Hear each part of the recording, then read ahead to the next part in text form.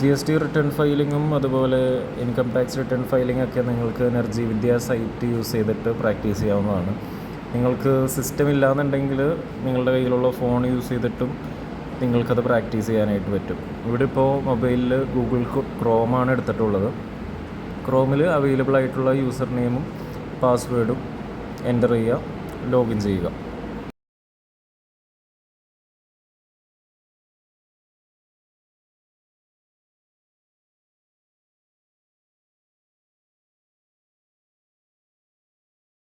സിമുലേഷനിൽ അവൈലബിൾ ആയിട്ടുള്ള എല്ലാ സിമുലേഷനും നിങ്ങൾക്കിങ്ങനെ ഫോണിലൂടെ എടുക്കാൻ പറ്റുന്നുണ്ട്.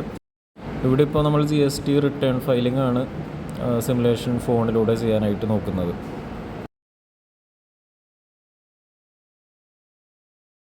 ഇതിലെ ഏത് ക്വസ്റ്റ്യൻ വേണമെങ്കിലും നിങ്ങൾക്ക് പ്രാക്ടീസ് ചെയ്യാനായിട്ട് യൂസ് ചെയ്യാം.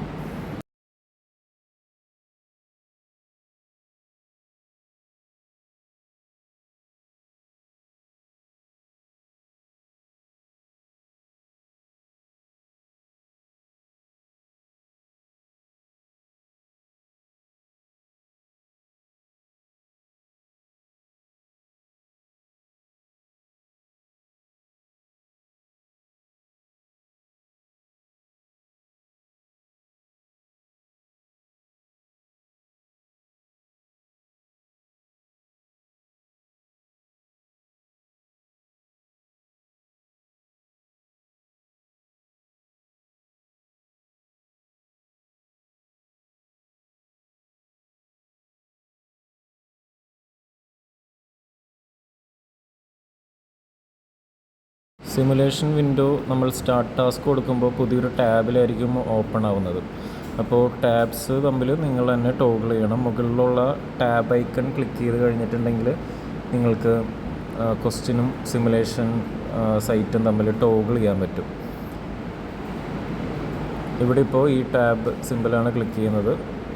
ഓപ്പൺ ആയിട്ടുള്ള ആക്റ്റീവായിട്ടുള്ള എല്ലാ ടാബ്സും നിങ്ങൾക്ക് കാണും. അതിൽ നിന്ന് ക്വസ്റ്റ്യൻ നോക്കിയിട്ട് കോപ്പി ചെയ്യാനുള്ള എന്തെങ്കിലും കാര്യങ്ങളുണ്ടെങ്കിൽ കോപ്പി ചെയ്തിട്ട് നിങ്ങൾക്ക് സിമുലേഷൻ ടാബിലേക്ക് മൂവ് ചെയ്യാനായിട്ട് പറ്റും. ഇവിടെ ഇപ്പോൾ പാസ്വേഡ് ഒന്ന് കോപ്പി ചെയ്യണം.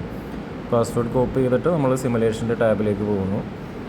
അതിനായിട്ട് വീണ്ടും ടാബ് സിമ്പിൾ ഒന്ന് ക്ലിക്ക് ചെയ്തു, ടാബ് സ്വിച്ച് ചെയ്തു, സിമുലേഷനിലേക്ക് വന്നു, പാസ്വേഡ് എൻ്റർ ചെയ്യുന്നു. ഇനി ക്യാപ്ച കോഡ് ഡയറക്റ്റ് ഇതിൽ തന്നെ തന്നിട്ടുണ്ട്, നേരെ ടൈപ്പ് ചെയ്യുന്നു. ലോഗിൻ ക്ലിക്ക് ചെയ്ത് കഴിഞ്ഞാൽ നമ്മൾക്ക് സിമുലേഷനിലേക്ക് ലോഗിൻ ആവുന്നതാണ്. ഇങ്ങനെയുള്ള എന്തെങ്കിലും മെസ്സേജ് വന്നിട്ടുണ്ടെങ്കിൽ അത് ഒന്ന് ഇഗ്നോർ ചെയ്ത് കളഞ്ഞേക്കൂ.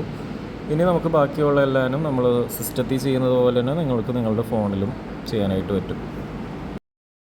അപ്പോൾ ഇത് പ്രാക്ടീസ് ചെയ്യാനായിട്ട് നിങ്ങളുടെ കയ്യിൽ സിസ്റ്റം ഇല്ല എന്നുള്ള വിഷമത്തിലാരും ഇരിക്കരുത്. മാക്സിമം നിങ്ങളിത് ഈ ഫീച്ചേഴ്സും ഫെസിലിറ്റീസും യൂസ് ചെയ്തിട്ട് എക്സ്പീരിയൻസ്ഡ് ആവാം.